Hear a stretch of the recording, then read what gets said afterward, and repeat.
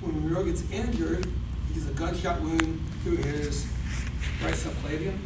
He loses blood supply and nervous use of the right hand. He also pictures show right hand just hold by his side, and his future presidential pictures. At any rate, so it was decided at that point that Monroe should come down to Virginia and be captain of the state National Guard, the state militia. Washington sends Lafayette down here with the Continental Army to guard the Shenandoah Valley and the western side of Virginia. The two of them were young men who showed promise, they worked together, and now that they're in Virginia, they were campaigning together. It would be Monroe that would defend Norfolk and Craney Island from the British when they invaded the second time. It would be Monroe who would help to slow down the progress of the British forces up to Richmond to try to capture Thomas Jefferson. Jefferson ran back to Charlottesville. It would be Lafayette who would skirmish in the Shenandoah Valley and western side Albemarle region and would keep the British forces more or less focused. They would both be involved at the Battle of Yorktown and the surrender of Yorktown. So, in personal history, he becomes a lawyer while training under Jefferson. He's in charge of the National Guards, state National Guards. Jefferson is the governor at that time. When Monroe becomes a lawyer, he moves up to his uncle's neighborhood, Fredericksburg. His law office is in Fredericksburg. And then, because of his ties with Jefferson, after Jefferson started his presidency, after Monroe has been an ambassador to France, Spain, and England, after he's done all of his work as Secretary of State, Secretary of War, he comes down to Charlottesville. So if you ever go to Monticello and you pay your $20 entrance fee per person, you go across the street and down a winding road to his place. So Highlands, not quite as big a fancy parking lot, not as big as the visitor center, but it's not as expensive to walk around and see the actual site. So Monroe, even in the legacy, is a common man, respectful of finances, hardworking, and those values, Northern Neck values. He's in a small community where there's 25 families, maybe there's 50 in the church. The way you act, everybody's gonna know about it. The way you behave, it comes out pretty fast. And if somebody needs help, you help your neighbor because you might need their help sometime too. And conservative, ethical, moral values. He was a gentleman. And this shows up when he is a diplomat. He's not the kind of lawyer who's going into court and trying to sue somebody. He's not trying to see how he can use the law to take advantage of anything. He's a mitigator. He's trying to find peace. When he is when he's an assistant, he's one of the cabinet members under Jefferson. Jefferson sends him down to talk to the French about Louisiana Purchase. All Jefferson wanted is, get me New Orleans. I need a port in that region. Don't spend more than $10 million.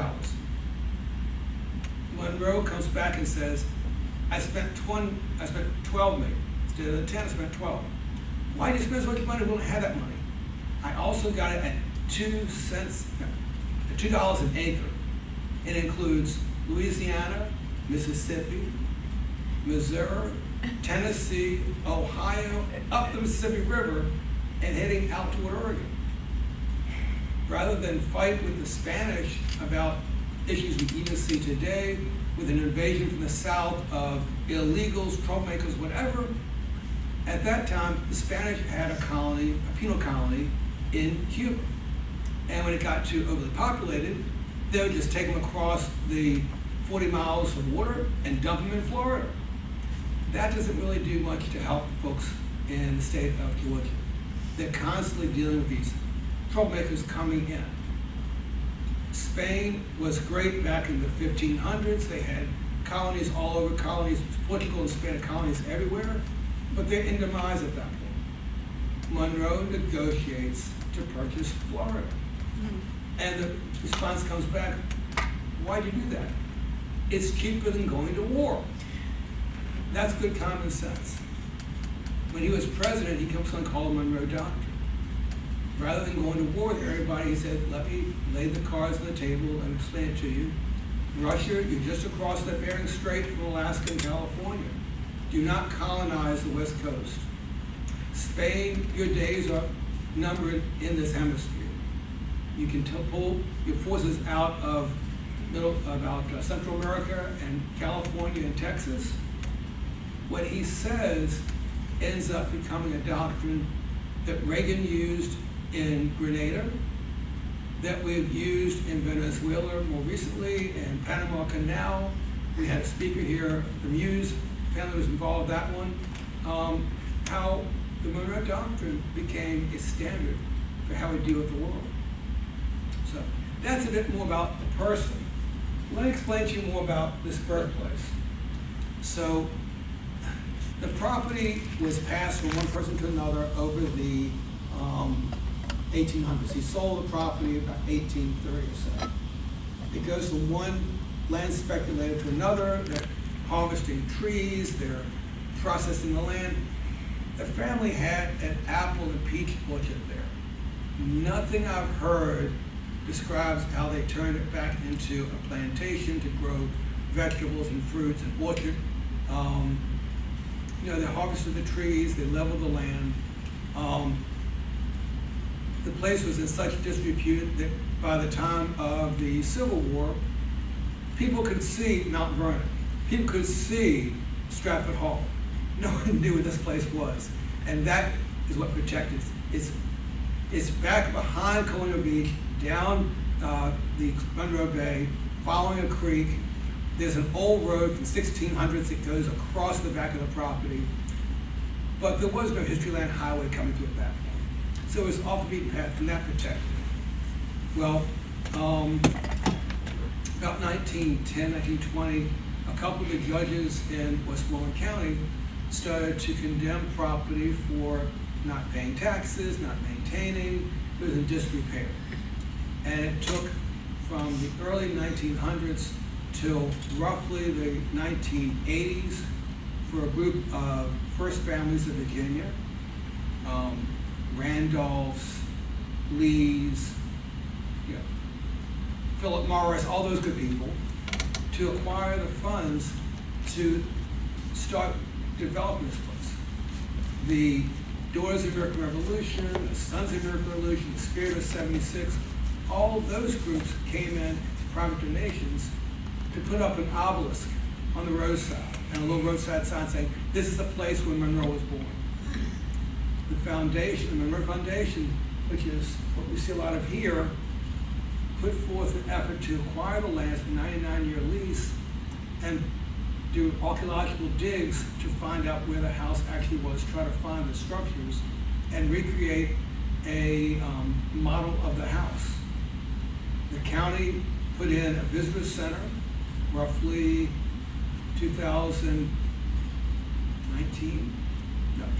probably close to 2015 or so. The house starts being built around 2019, 2021. Officially, it's been built.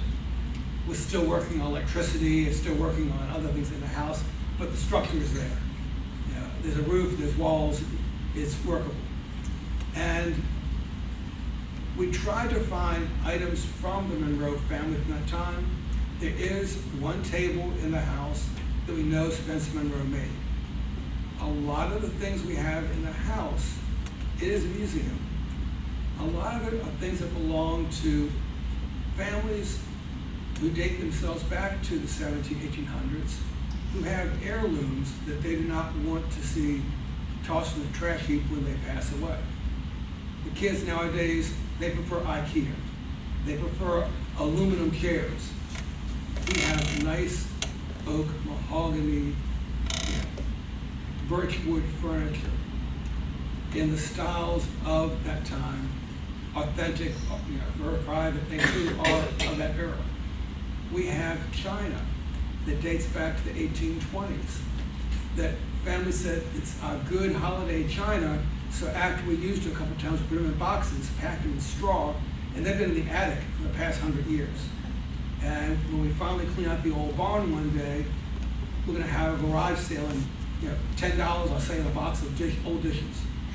We have gone through and categorized these things, we've protected them, and so the museum today is a replica of the house that he grew up in, and it's also a place to teach history and to share furniture history. And we do a lot of things to connect with the kids. So let me jump around and show some pictures, then I'll go into more details. So this is part of the visitor center. Let me find a little pointer. Not good. Here you go. So this is a visitor center. Here's a model of the house. Like all archaeological things, they do surveying, they map it out, and they make wooden models of it. Here we have Washington, Jefferson, and Monroe. Remember, he's a neighbor from one direction, he's a mentor from the other. The three of them would work together throughout the formation of America. Wrong way. There's a President's Medal that we have won over time for military service. Honoring our presidents. Young picture of him. So here's the house. What you see over here is, not too good, there should be a window behind us. Two big windows on this side, other side has two big windows, a large living room area. This is not the ballroom of Stratford Hall.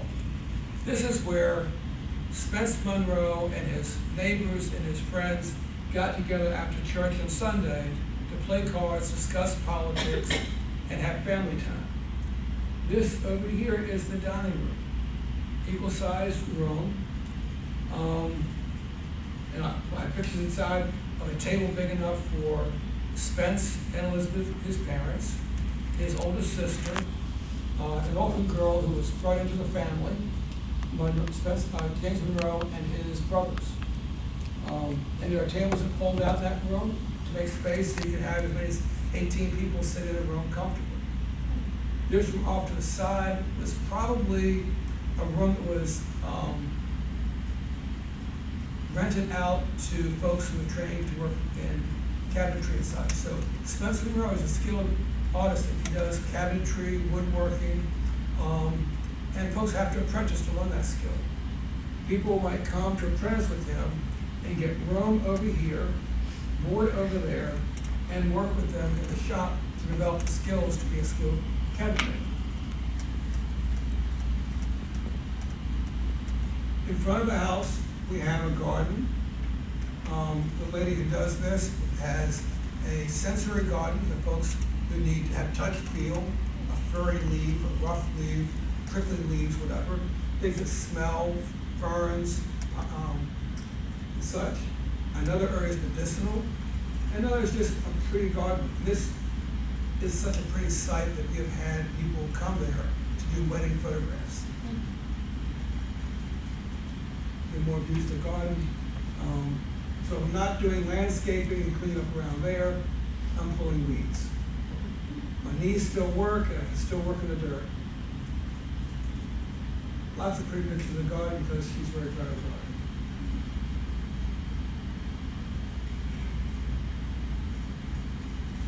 So this relates back to the SAR and DAR. We have a plaque in front of the obelisk on the roadside.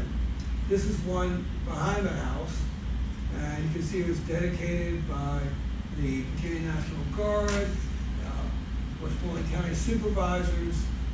A lot of key people have been involved in helping to make this place come to be. This is a view of the visitor center behind the house. The county built this one, and this is where we can have our classes and such. So we were discussing before that you would not bring your drink boxes and pieces of apples and fruit into Stratford Hall and eat it inside the house. You go to the dining hall. Likewise, I've got water fountains, I've got men's and women's bathrooms, I've got air conditioning and such.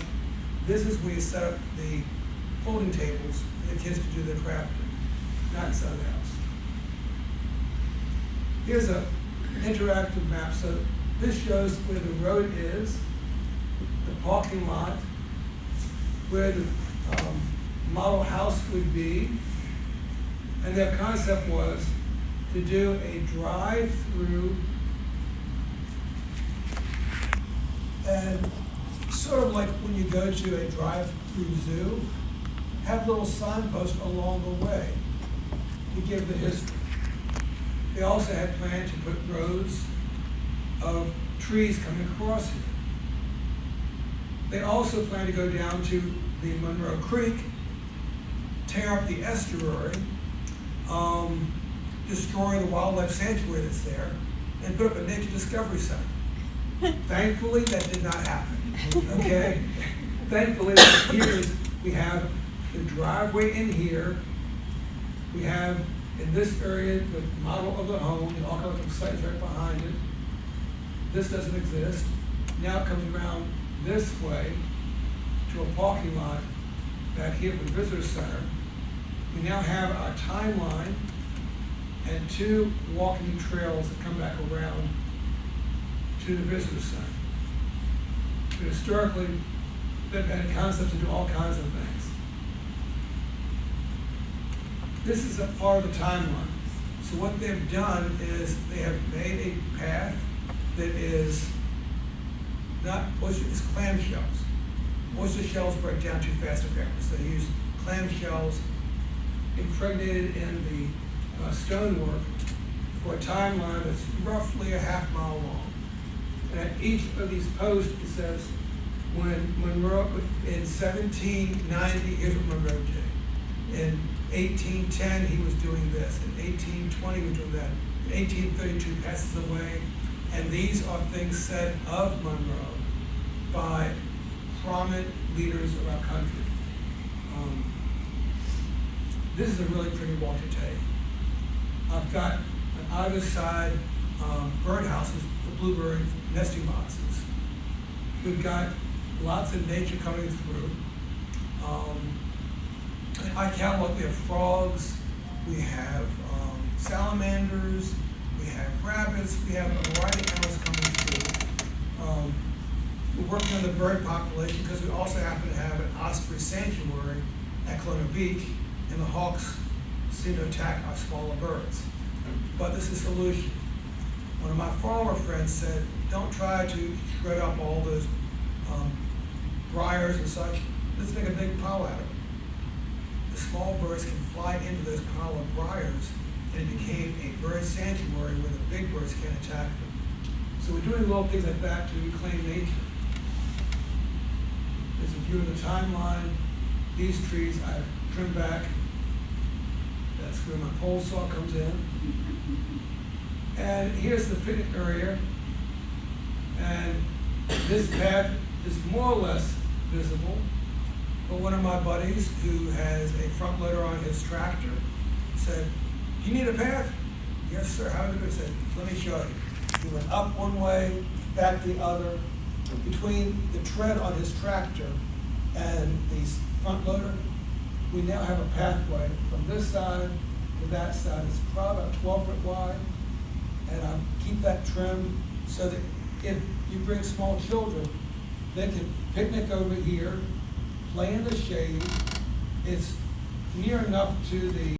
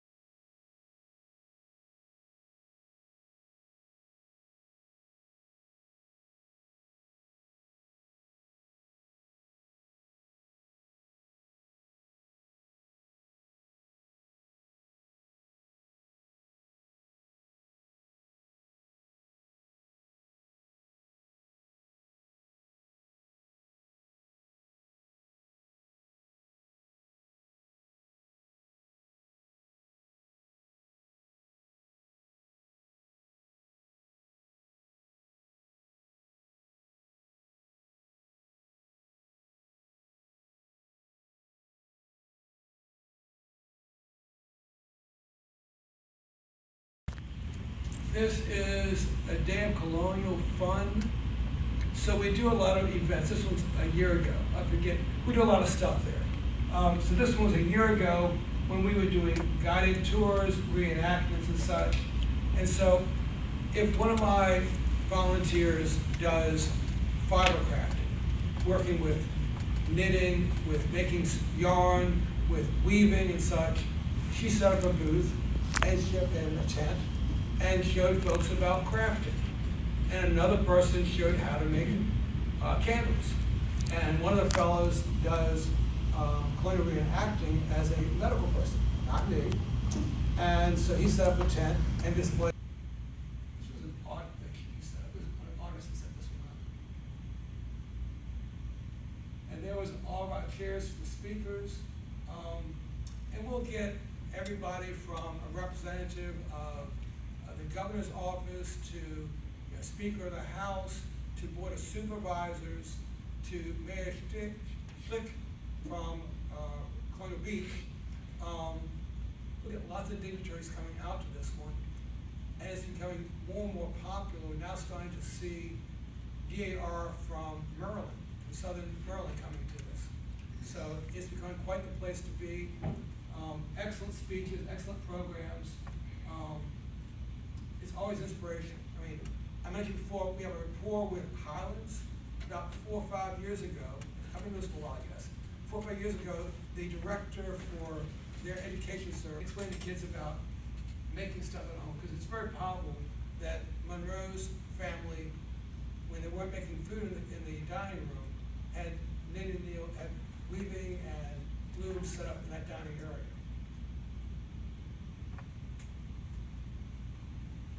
I'll show this one. It's not going to this, but yeah. Oh, and youth. So for this particular program, we had the Rainbows for Girls of a Sonic Youth Group come out and help us with setting up chairs and greeting, passing out programs, and also enjoying lots of good food. Now, this is a lot about that type of thing. Let me skip over something different, though.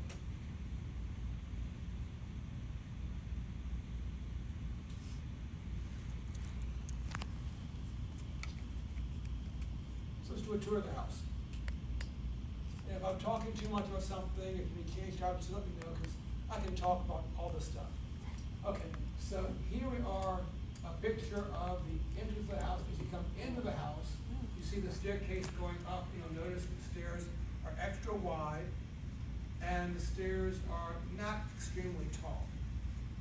At that time, conservation of space, they had really steep steps, and a lot of them had a staircase going across one of the walls to the second floor. Spencer Monroe is a skilled woodworker.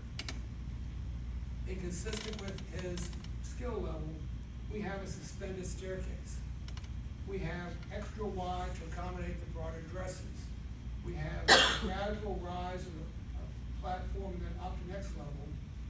If the adults are down in this area, the social room or in the dining area, the kids can be up here on this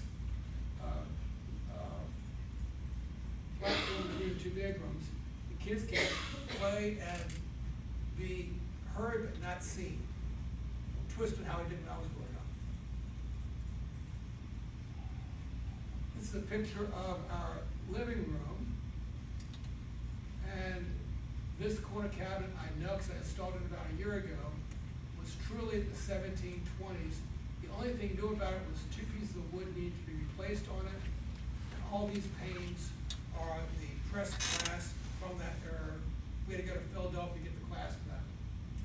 And this is where we get to display some of our archaeological finds.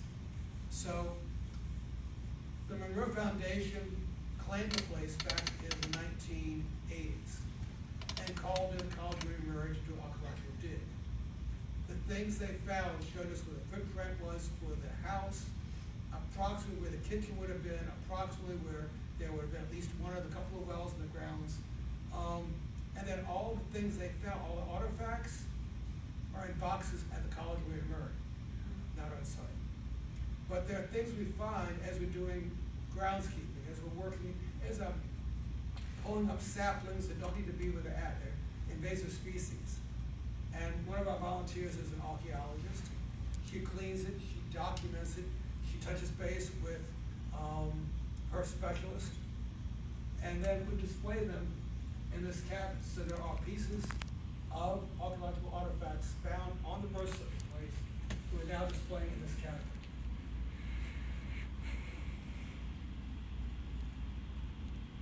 So how do we know about the house?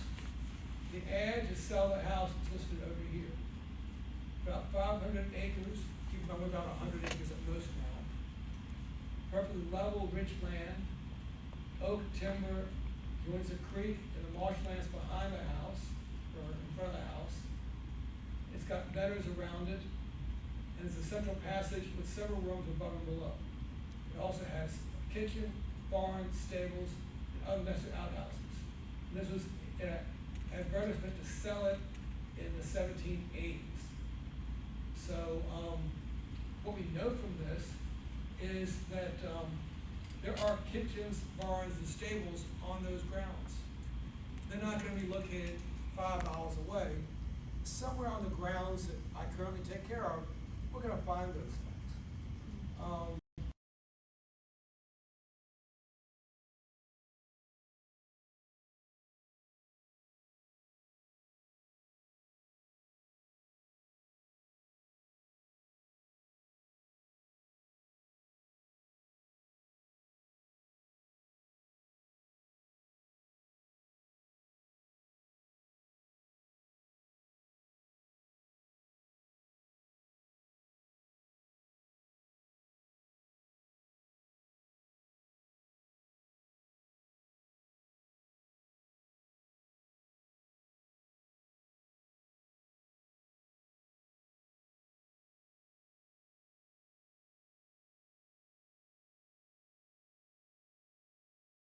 Went to Monroe campgrounds. That's where the orchard was. So along that roadside where there's a dilapidated house